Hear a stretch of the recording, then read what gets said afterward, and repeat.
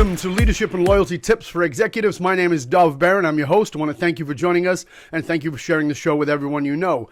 As you know, this is part of the full Monty Leadership Series, and as always, not always, but when we have a guest, it's always an amazing guest. Somebody that I've looked at, examined what they're doing and thought, it's kind of fascinating, and I thought you would want to know about it. Now, today's guest is Jeff Haden. Jeff worked in the book manufacturing industry, of all things, for almost 20 years. He started at the bottom, worked his way up into leadership positions, and ended up running a manufacturing plant with around 350 employees. Now, so he knows a little bit about leading others. But leadership has many paths and many ways. And one of the things that I've said for a long, long time, and I think is really important for us to realize, is that as a leader, we used to sort of go into the company and be with that company for 20 or 40 years and work our way up. And you know, we were associated with the company. That was our leadership position. But I've said for a long time now, and I think it's really important, that as a leader, you need to understand that you are a brand. You work for a company that has a brand, but you yourself are a brand, and you've got to work on that brand and how you're going to do that, how you're going to develop that. Well, Jeff, my guest, is Jeff Haden. He is a ghostwriter, he's a contributing editor for Inc. magazine, and he's a LinkedIn influencer. Well, what does that mean? It means that when he posts an article, somewhere in the range of about 750,000 people actually get to see that article. Whereas as lesser beings, you know, we're happy with 20,000, but he gets like 750,000 people. So let's welcome Jeff Haden. Thanks for joining us, Jeff. Oh, glad to be with you, Doug. It's good to have you here. So as I said, you write for Inc. magazine. You are an influencer on LinkedIn. You write a lot of stuff for them too. How long have you been doing this? I worked in manufacturing for about 20 years, and then I transitioned over into ghostwriting, and it was a bumpy and rocky transition. You made me sound really successful there when you introed me, but I was anything but at first. Which is, I think, how most things go. Of course. But I've been doing that for probably, it's been 12, 14 years. So tell us about that, because one of the things about leadership, you know, because you talk about transition there, and we talked about how people are not staying in careers the way they did, and people are transitioning constantly, and I think it's a massive trend because people are not staying so long, and often they have to reinvent themselves in that process to become a leader in something else. So you're a leader of people in manufacturing. Now you're a leader of influence in what it is you do. Tell us a little bit about that transition. How did that happen? Because it seems really sort of obscure. The short answer is that I married over my head. Married up. I did. Smarter, more successful, younger. I got the trifecta. But I had been, I've been doing what I've been doing for a long time. And I had always said that I wanted to write. Mm-hmm. And my wife got tired of hearing me just say that. And she finally said, we're doing pretty well. And if there is a time for you to take a chance on yourself, this seems like it. So that sounds pretty polite the way I just phrased it. It was more of a put up or shut up kind of a conversation. Right. I'm sick at the hearing you talk about this shit. Which is some cool. action, buddy. Yep. And so she actually got me my first paid job. She met a guy that was starting a company and he needed a press release. And she came home and said, got you a press release job. Well, I'd never written one. Didn't read them. Press releases are typically pretty boring. And so I don't know how to do that. And she said, well, figure it out because I got you the job. So it was the hardest $50 I ever earned. But it kind of led to other stuff, and it led to, I did more stuff for that individual. Then I met other people. I kind of built. And like anything else that you do, it was the more I worked and the harder I worked and the more people I tried to do things for, the more things grew and the more possibilities came up and the more opportunities. So it sounds like it's this kind of nice hockey stick sort of progression, and it wasn't, but it was pretty close. And I think whenever you're doing something, if you're willing to be the hardest working person in that little niche, yep, then you can kind of hockey stick, unless you've just chosen the wrong path totally and the wrong career totally. So that was that. What I think is interesting about what you asked me, though, in the transitioning thing, you are dead on about how people don't work for the same company for a long time, regardless of leadership positions. And I did that. I worked for Donnelly. I worked for R. Donnelly. And I did that for 17 years. And then I went to another company there for the last 3. So I kind of knew the landscape, and I knew the lingo, and I knew the stuff. And that helps you as a leader when you're kind of a subject matter expert of sorts. Yeah. But that's not really how it works anymore. No. Most people are going and saying, okay, I've got this leadership toolkit, but I just went from, if we stay in the manufacturing world, I just went from books to dairy products. Well, nothing about the subject matter is the same, but your leadership skills can be the same. So I think your point is a really good one about anyone in a leadership career path needs to be thinking, it's important that I understand the nuts and bolts of this industry, but it is a lot more important that I understand the nuts and bolts of how to lead, because I'm going to be bouncing and hopefully bouncing upwards. Yeah. And that's one of the things that I think where a lot of leaders get stuck, because they get heady about it and they go, okay, I got to know everything about this business. And the truth is you really don't. No. You need to know everything you possibly can about your leadership skills and how to develop those, and particularly yourself in those roles. Because as you said, that's what's transferable. Because as you said, if you go from printing to dairy, you're kind of screwed if you're based on your hard skills of knowing the industry. Yep. So, and I think it's interesting, in your book, you have a section about vulnerability and leaders. And I'm actually going to write about that soon. And I'm going to use you as my source. So I might as well. Now I can't steal it. I just admitted that. Yeah. So, thank you. But I think that's probably one of the keys to being able to go from, say, one industry to another. Because if you walk in, take me from book to dairy, let's say. If I walk in and pretend that I know all this stuff, and, because I've got to be macho and in charge and, I'm the man. Right. Well, I'm not going to be. Because Right. I don't know all this stuff. But you have a lot of people there that do. So if you go in as a leader thinking, I know how to lead people, I know how to motivate, I know how to get people behind me, I know how to unite people, I know how to communicate, but I don't know this other stuff, but they do. If you put yourself out there and say, look, I don't know everything, but you guys do, and together we can do some really cool stuff. So that vulnerability issue that you bring up in your book, I think that's a key right away to jumping from industry to industry. But it's really hard because you feel insecure walking in and being the least knowledgeable person in the room. That tends to make people go and try to be too proud. And go the other way. Yeah. I think the move is to just admit it. Yeah. Well, it's interesting. There's a great story of Henry Ford, that when he first built his cars and he created the whole production line, and the government gave him a contract that was a multi-million-dollar contract. Now, multi-million dollars now is like change. But back then, of course, it was a huge amount of money. And there was an inquiry with Congress, and he had to actually sit in front of Congress, and they did this inquiry with him and said, why would we trust you with all this business and all this money, it's government money? And he said, they said, we don't think you know enough about engineering.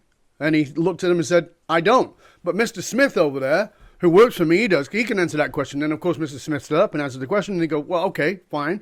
So he said, well, we don't know if you can manage this kind of money. This is a huge amount of money. And he goes, I don't know how to do that. But Mr. Jones over here is and he kept doing this over and over and over again. Brilliance. Yep. That is leadership at its best, because leadership really is as you said, it's inspiring, it's motivating, it's bringing together a vision, but it's also the ability to recognize what your weaknesses and how to delegate to the strengths of others. And so it's a really important piece. If you think about there's another side of that too, though. If you think about Mr. Jones, when Ford says, I don't, but he does, not only does that deal with the issue at hand, but it also makes Mr. Jones feel like, you know what? I'm respected. I'm valued. Absolutely. I'm important. Yep. And so that ability to say, vulnerability is kind of cool, because if you say, I need help, what you're saying is, and you know things I don't know, can do things I can't do, can show me things that I need to know. So you're implicitly saying not only, hey, I need help, and you're making yourself human, but you're also saying, and you're pretty awesome. Yeah. Because I'm coming to you. Yeah. And So you remember in the book, one of the things I talked about in the book was the importance of recognizing people in the way they want to be recognized. And I think this is a huge freaking mistake in leadership. You work for the company for a while. We had a great year. What did you get? I got season tickets to the football team, the local football team. I hate football. Like, that is not recognizing me. In fact, it's the other way. It insults because it says you didn't care about to find out who I was. So that's another piece, and it fits perfectly with what you're saying there about honoring the people as well. Honoring them. That whole recognition thing goes all kinds of places because there are some people that don't want to, they're uncomfortable being in the spotlight publicly. Yep. So if you do a public thing and say, let's all, give Johnny a hand for having done so-and-so, that might make him cringe and think, oh, ugh. Yep. Whereas someone else really enjoys that. Johnny might have enjoyed a private word. You've got to know people in order to know how to recognize them, because what you want to do is irrelevant. What they would best respond to is all that matters. Yeah, and again, that's in the book. And one of the things that I give the example of is, a person is married and their wife says to them, I just don't feel very loved.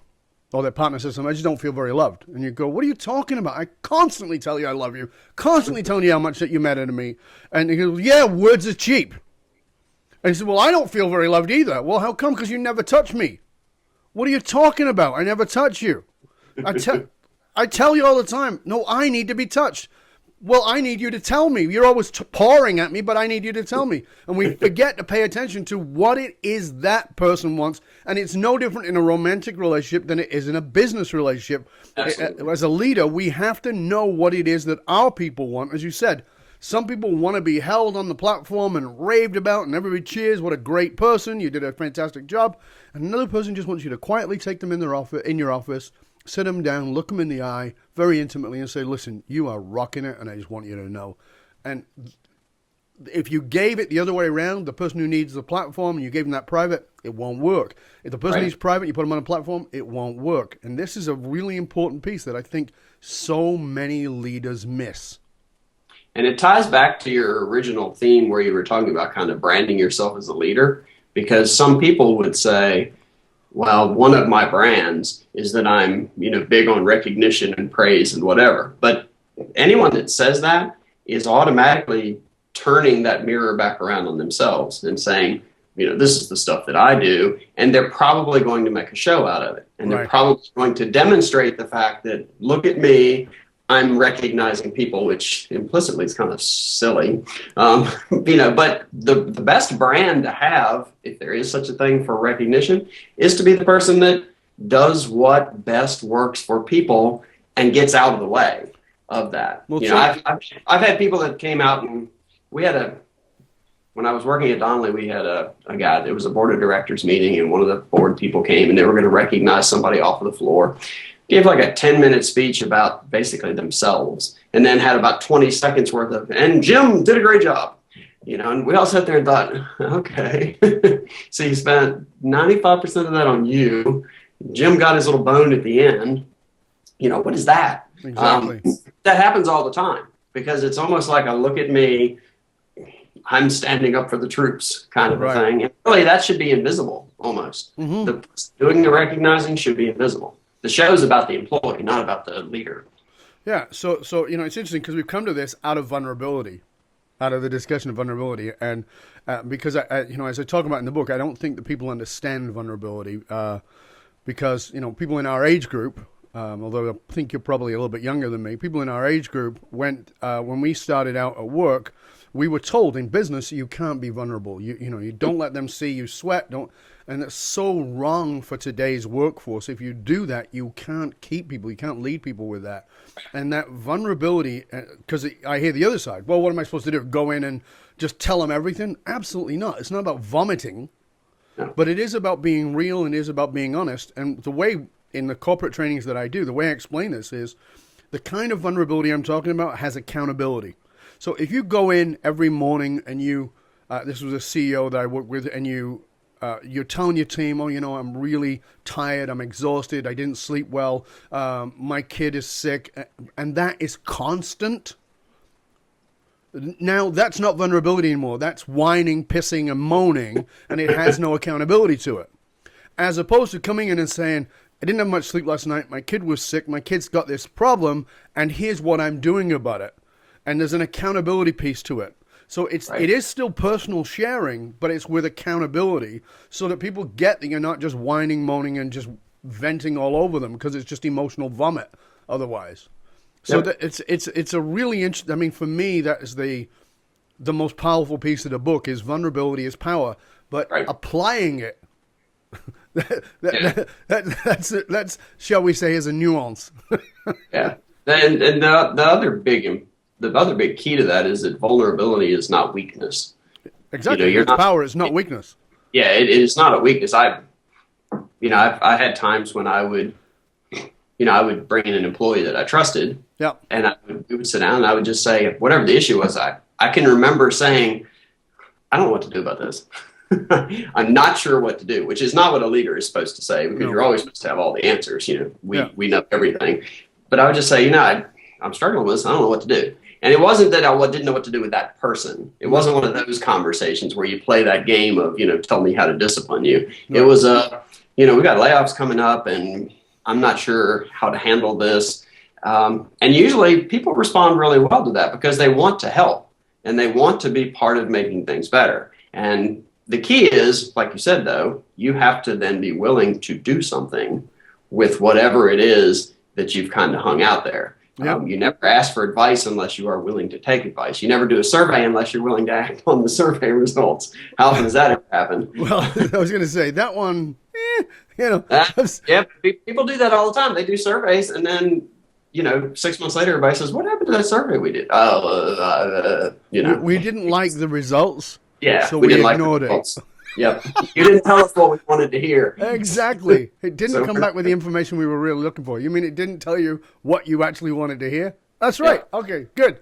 Would you like to send out another survey that just leads them in the direction you want them to do? But the key to the vulnerability thing is that is probably, I don't think people would see you as vulnerable or expressing vulnerability. I think your brand, if you want to talk about it that way, would be that people see you as a person. That you're a leader, but you're also a person, and that you see them as employees, but also as people, because that creates that kind of reciprocity that works out really well. So from a branding point of view, that's the best place to be, because my boss is a person. He understands, he empathizes, he's willing to kick butt when he needs to, because sometimes you do. It doesn't mean you have to be soft. Right. It just means you have to be open, I think, is a better way to look at it. And that's the perfect brand to have, is that I'm a person. Yeah, and again, in the book, we talk about the need for humanity in leadership, and so often it's missing. And there's such a need for that humanity. How did you get into the writing thing? Because you said said to your wife, and she sort of called you out, enough we're talking about it. Writing appears, at least, to be so different than what you were doing. In a way, yes, but... Because you write about all kinds of stuff now, right? Yeah, but mostly what I do, my wheelhouse tends to be business and management and leadership and stuff, because that's kind of what I grew up on. Right. And from a ghostwriting point of view, since I tend to write stuff, I write a lot of stuff for people who then put their name on it, which is how the business works. Mm-hmm. And it's cool. I'm not in any way saying that's a bad thing. That also lends itself to a shorthand, because if you're, not that we've worked together, we should, but we haven't. If you're talking to me about something you want in your book, you don't have to lay the whole thing out for me, because I've been there, I've experienced it. I may not know exactly what you're going to say, but I understand the situations. Mm-hmm. So that lends itself pretty well to that. But taking it a step back, everything I do is nonfiction, and it tends to be practical, useful, tips, strategies. I don't tend to do a lot of theory type stuff, because I'm not particularly smart, and I think it takes smart people to come up with new theories. So that's very vulnerable of you. Yeah, okay. I tend to do the practical stuff.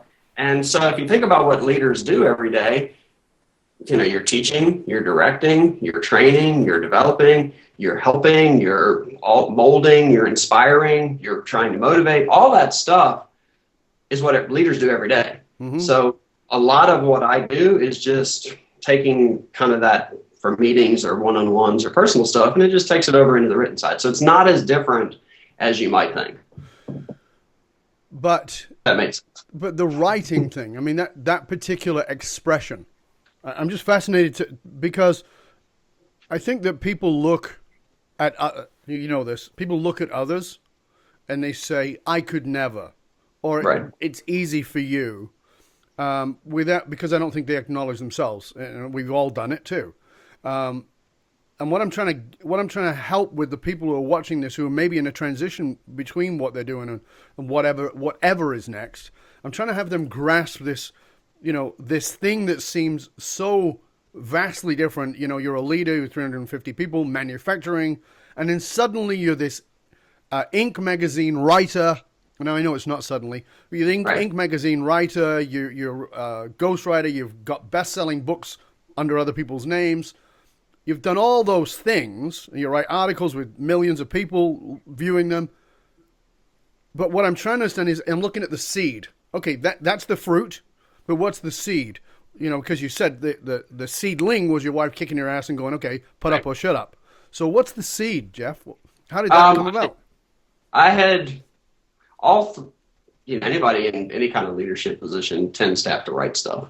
Right. And I had to do a bunch of that, and I got to work. Donnelly especially was an outstanding training ground for lots of things. I got to work on lots of projects. I worked on cross-plant projects. I did kind of overview things. A lot of it was proposals or project descriptions, or there was lots of writing that went along with it, doing budgets every year, all that stuff. I felt like I was pretty good at that.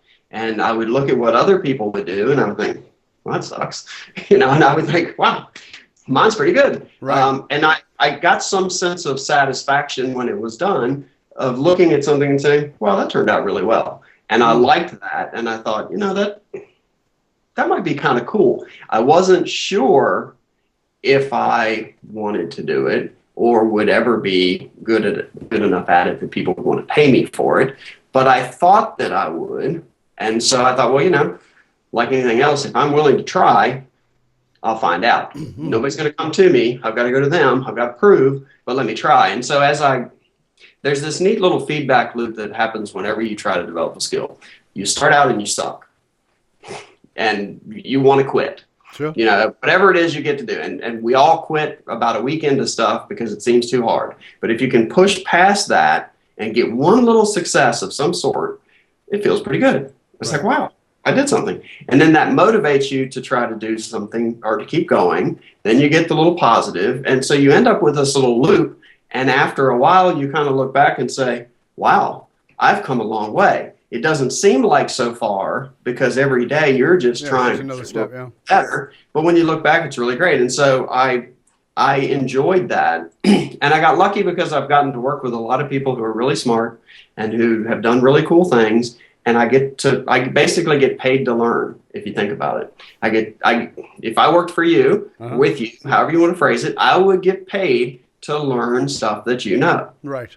How cool is that? That's pretty cool. Especially for people like me who love learning. But it flips the college model on its ear.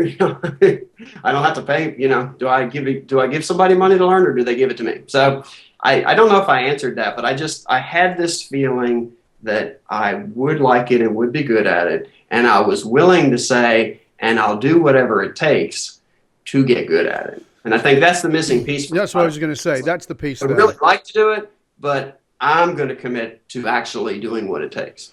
Yeah, because one of the things that I speak about is, there's a quote, and I know you're familiar with it, which says that successful people / leaders are the people who do things that others are not willing to do. Yep. But I think there's an add-on to that. And I think it's this, is that successful people / leaders are willing to do what others are not willing to do, but they're also not willing to do what others do. Right. So there's that, I really want to stay home and do this. I really want to watch a movie. I really want to whatever it is, but I'm going to do this.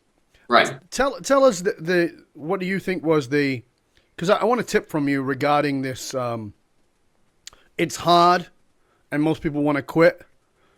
What's your tip to make them not quit? What's your tip for saying, You know, because I'll give you an example. I've been speaking now for 31 years. God. Wow. Professionally. I've been speaking longer than that, not professionally, but 31 years professionally. And every now and then I challenge the crap out of myself. And about 20 years ago, I went, okay, what would be really challenging? And I went stand up.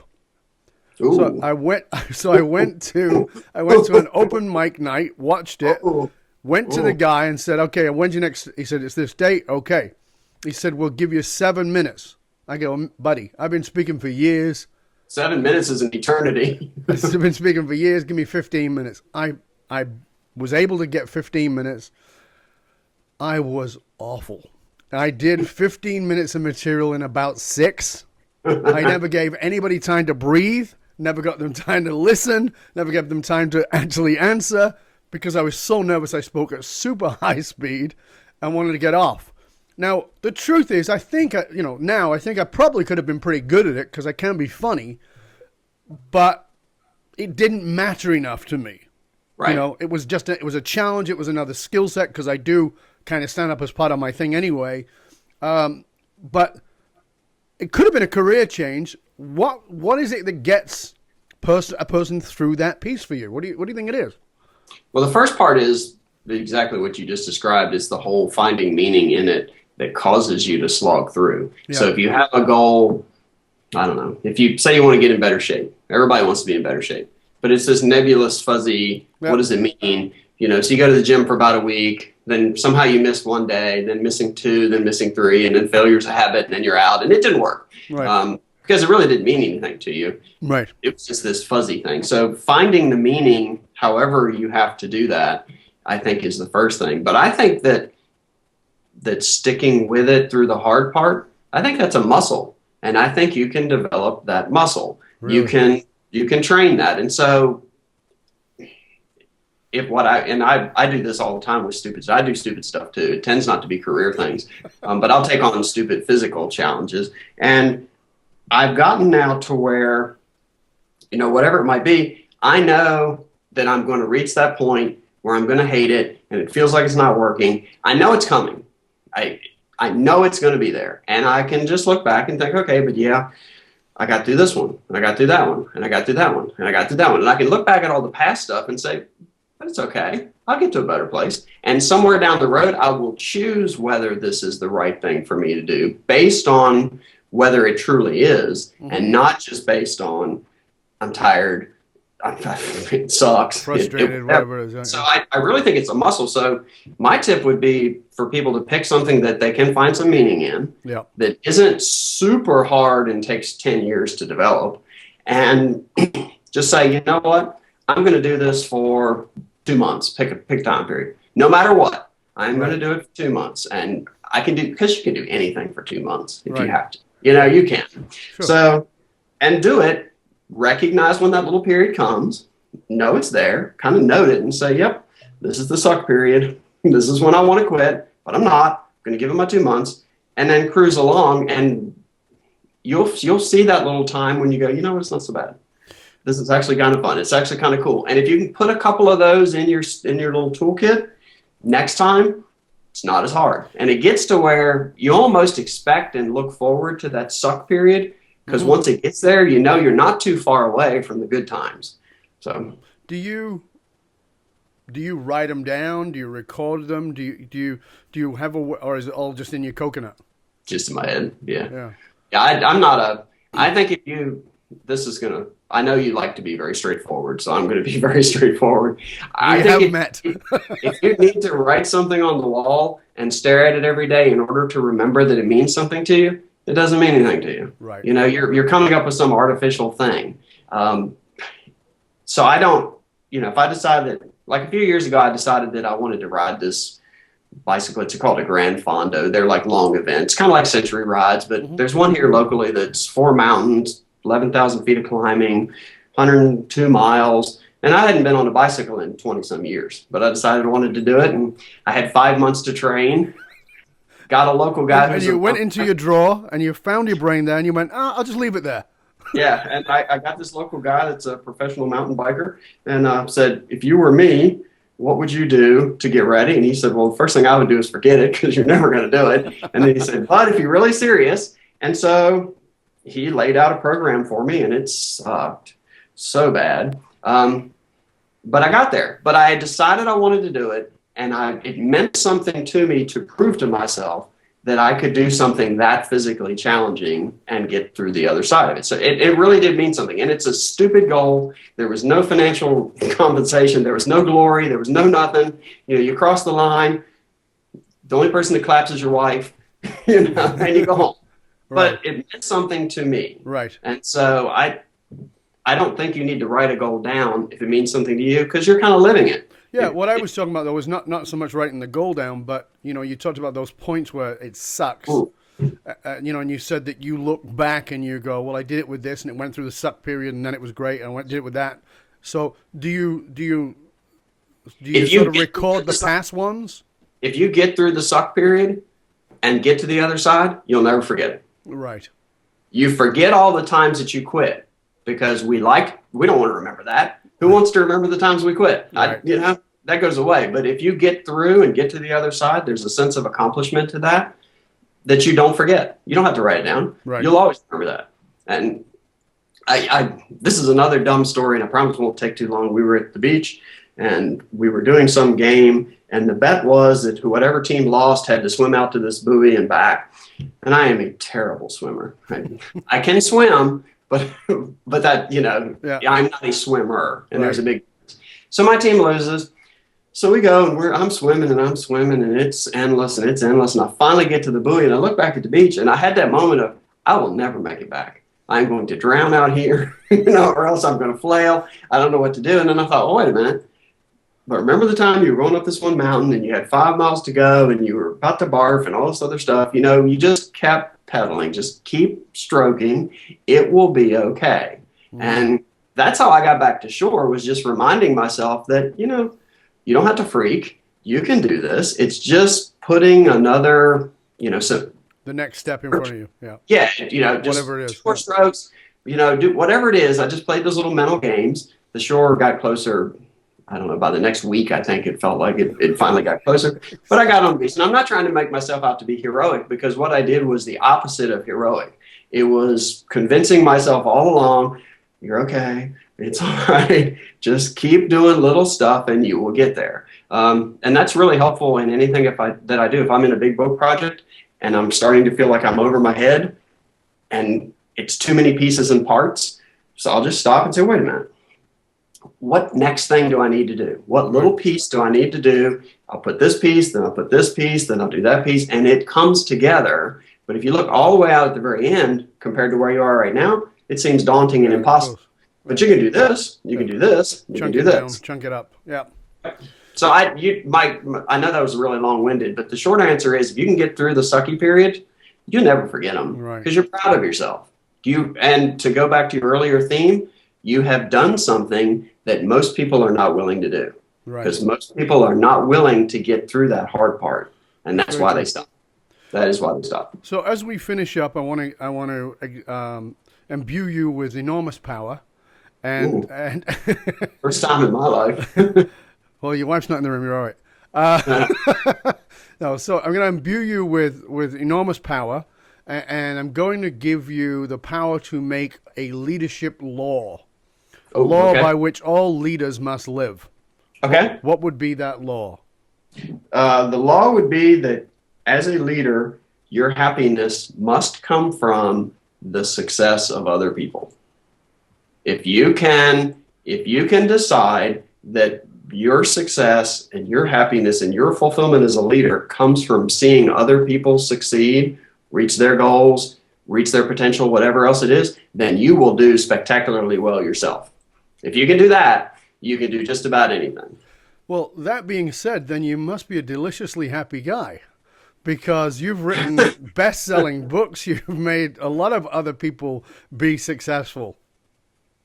Well, but that's my job. I get it. I do enjoy that. And that's the question I always get is, does it bother you that your name's not on the cover? No, I don't care. My ego I have a big ego, but it is not wrapped up in whether or not my name's on the cover of the book. But when my clients are out doing awesome things and getting the accolades they deserve, because ultimately it is their book. It is not mine. Right. When that's happening, that is really cool. Yeah. And that is my job. My job is not to serve the greater glory of me. It's to represent my clients in the best way possible so that they go out and things go well for them. And if you do that for your employees, if you help your employees do better at their jobs, you do better. If you help develop them so that they can move on to better career spots, you do better. All the stuff you do for other people makes you succeed if you're in a leadership spot. So Absolutely. If you make it about everybody else, it will ultimately really be about you, which is kind of a cool thing. Yeah, there is no state of complete giving, because even in the moment of complete giving, I receive something, even if I'm Mother Teresa, in that I get the feeling inside of me, so altruism is a lie in the true psychological process, because there's always something in it for us. Yeah. Well, and the best way to look at it is if you're, and I'm by no means Mother Teresa, and just totally giving, but if you're a kind of hard-bitten, cynical person, and you're thinking, okay, that's a bunch of BS, fine. But think of it then as a strategy. If I do what I just described for my employees, it's going to work out better for me. So you can be totally cynical about it and just say, you know what, if I do these things, I'm going to do better. Right. That's fine, because the end result is still the same. Yeah. Everybody wins. So, yeah, but you're right. There's no true altruism. Because and that's fine, because feeling good about watching somebody else do well, if that makes you feel better about yourself too, awesome. Yeah. We all want to feel better about ourselves. So tell our viewers how they can find out more about you and where to get a hold of you and what you might be able to do for them. Wow. Because I'm sure by now they're pretty intrigued.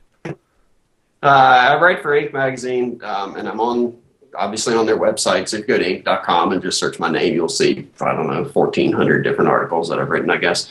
And I'm on LinkedIn as an influencer, and search my name there and you'll find tons and tons of stuff. Probably 2 times a week, I end up on their top post list. So if you're looking at the article stream and you look over to the left-hand side of the window, probably I'm there.